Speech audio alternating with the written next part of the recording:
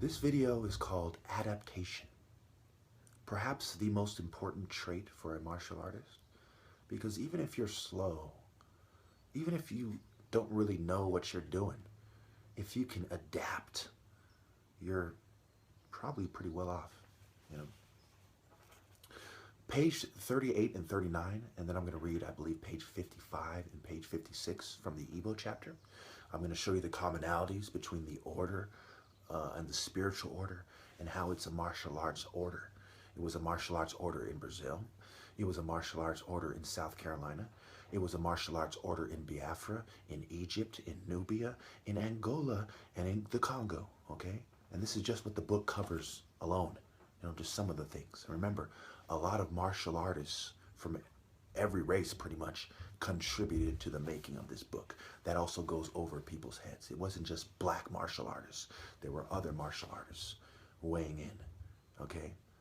So this is not only written by a professor, this is the closest thing to an expert explanation of the history of American martial arts, you know, or martial arts in the Americas, you know, in general, not just African martial arts that you'll get. This is the closest thing to it. Anyway, bottom of page 38. Like most Savannah Bantu-speaking groups, the Kunini shared an inherited cosmological view of their spiritual and physical world ordered around the concept of Ka-Lunga, right? Ironically, the lung, and they're fuming me and my lungs are fucked up right now, right? One of those weird coincidences. The widespread use of the term from Cameroon to South Africa attests to its antiquity. Remember, this is key. Let me read that again. The widespread use of the term from Cameroon to South Africa attests to its antiquity. So is this just, you know, Angola? Is there just leopard societies in Biafra? Or do we see them in South Africa, in Cameroon, and so on? Okay, this is pervasive. This is ubiquitous in African culture. Ultimately, the term was derived from the ancestral Proto-Bantu term lung, meaning to put in order, to put straight. Also derived from lung were words for the creator god, appearing in the Jila languages as Kalunga, which might roughly be glossed as the one who put, in parentheses, the world in order. Ka, now remember, there's, you know, think about interchangeable vowels. You're going to hear about ka, ki, chi, okay? Ka is a prefix often used for people or offices, reflecting the fact that they conceived of Kalunga as a singular, personalized god. Think of it like this. Egypt is often referred to, you know, in Oriental studies. It's grouped in with Oriental studies and Eastern philosophies, okay? And of course it's in Africa. And of course the Nubians and other Africans were there. So you can imagine it doesn't take a genius to understand how these philosophies and techniques of martial arts traveled from Africa through India and to the Buddhists and to the rest of Asia. Okay, it doesn't take a genius to put that together. All right, Ka is a prefix often used for people or offices, reflecting the fact that they conceived of Kalunga as a singular personalized god. If you watch E. Michael Jones' videos, he was a professor, a Catholic. He talks about logos. Okay, so logos is God, and it is the order. I believe it's John 1:1. In the beginning was the Word, and the Word was with God, and the Word was God. In the beginning, there was Kalunga, and Kalunga is the order, and the Kalunga is God. You see what I'm saying? So these are things that, from my Christian perspective, reign true as well. It's not just, oh, I like this and this, and I'm keeping it. It's what's ever compatible with Christianity, and it's not pagan, I'm keeping it. Okay, so we go on, now that we've established that, let's go on to page 55 and let's look at the commonalities with the Igbo martial arts, religious culture, and the Kunini of Angola.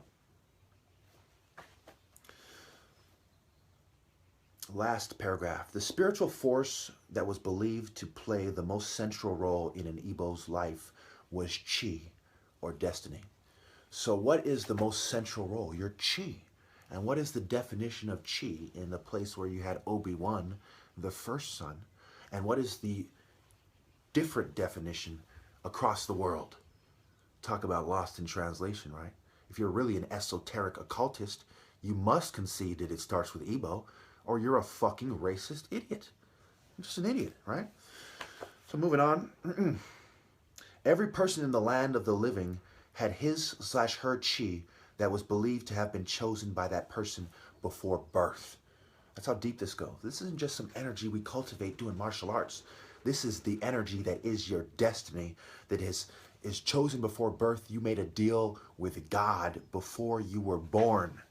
Okay? You would be out of your mind and not to try to secure your rightful place. This is a deal with God that is your rightful place. We'll get to that. Okay, every person in the land of the living had his or her chi that was believed to have been chosen by that person before birth. Before a soul waiting to be born could enter the world as a child, it went before the Creator and had to choose a chi. While the Creator was conceived of as the great chi, so is the Creator the top martial artist? I wonder. So while the Creator was conceived as the great chi, or the ultimate self-ordering the course and character of the universe, the personal chi was a spark from his great chi. And in the Bible, let me just read this to you real quick. It's on my wall. Let me find it real fast for you. It's about the Spirit of God being inside you in Corinthians. Oh yes, 1 Corinthians 3:16-17. Know ye not that ye are the temple of God, and the Spirit of God dwelleth in you. So is that the same idea, or is that the same idea? Okay. This chi acted in some ways as the Creator's agent, much like a guardian angel, and in others as a chosen destiny. One of the components of chi for males in many regions of Igbo land was called ikenga. Now remember, ikenga means strength, and chinike is the non-martial artist's argument about the nature of God in the Igbo culture. Okay, a dual gender, a genderless God, or a cosmic harmony between the male chi and female eke principles. And so, this also plays out in the secret societies, as we have the Greco-Roman secret societies of America, siding with, the dual gender Baphomet crowd, the genderless bathroom crowd, the cosmic harmony of male and female crowd, and so on. Okay? So the most removed spiritual force was Chukwu, Chi-Uku, which is part of my name, Chukwu Emeka, right? The great Chi has done a great thing, is my very name, Chukwu Emeka. The most removed spiritual force was Chukwu, Chi-Uku, the great Chi, or Chineke. The name Chineke implied a concept of God as the unity of the cosmic harmony of the male and female principles. Chukwu was the ultimate creator and overseer of the universe. However, prior to the 17th century developments among the Aro, Chukwu may have been considered a removed observer of the world who entrusted humans to their individual chi. So there you have, people like Nietzsche saying God is death, whereas the African philosopher, martial arts philosopher in this case, says God is not dead. He's just removed himself and is letting your chi do what it do.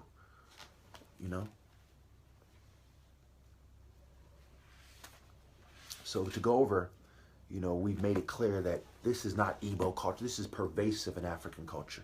Your rightful place is something that these people's whole secret society was based on. There's a whole chapter in the book, called Across the Kalunga, where they walk on their hands and go through certain ritual martial arts kind of activities in order to reconnect to the spiritual power of ancestors and their homeland, their ancestral homeland. And there's cosmological views and spiritual views involved. So I think we can all agree that it is sacrilegious for the African martial artist not to try to secure his rightful place. That only in Babylonian culture would one make the argument that, hey, it's no big deal or something. The more profoundly spiritual one is, and the more reason they have, the more they're going to see it my way. Remember, I'm half white. I could have easily taken on a Western philosophy. But when I was seeking the truth, it brought me to African martial arts perspectives of the Bible. And if you don't understand the significance of that, that's rather unfortunate. Thank you. Using my martial arts perspective, I want you to read Galatians 5:21 and describe why they're jealous bitches, and it doesn't matter what they say, and how the old world order, being monarchs and martial artists, is the reason why they want you to be jealous of them, and it also proves that they were jealous of the people in charge in the old world order. Think about these things.